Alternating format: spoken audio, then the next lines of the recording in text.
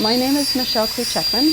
I'm a professor of physics here at New Mexico Tech in Socorro. I specialize in astrophysical instrumentation, so I mainly work on either teaching folks about astrophysics or electromagnetic radiation, or how we can build instruments to detect such things. The machine that we're building is called Nessie. It's a spectrometer that we're going to use to look at extrasolar planets, that's planets in other solar systems, to try to study their atmospheres. The technique is a little bit unique, and it was actually developed by some of our collaborators at the Jet Propulsion Lab.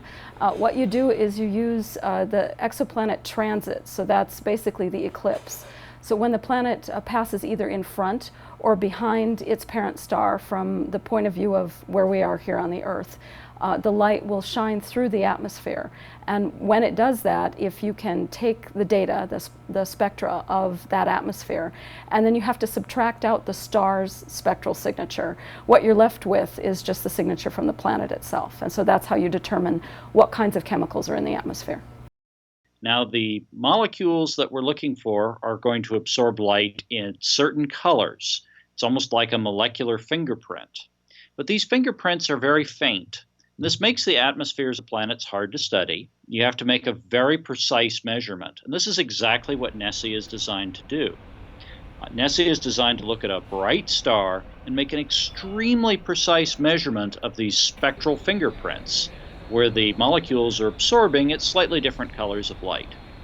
It's one of the very few instruments that's ever been designed to make this kind of measurement for exoplanets. In fact, for transiting exoplanets and doing multi-object spectroscopy in the infrared, Nessie's completely unique. A lot of the research that has been done on exoplanet atmospheres up till now has been using instruments that really weren't dedicated for this type of work, and Nessie is. Essentially, we're trying to look for analogs of planets that we already know in our own solar system, but a lot of these planets that we're finding right now are actually what we call hot Jupiters.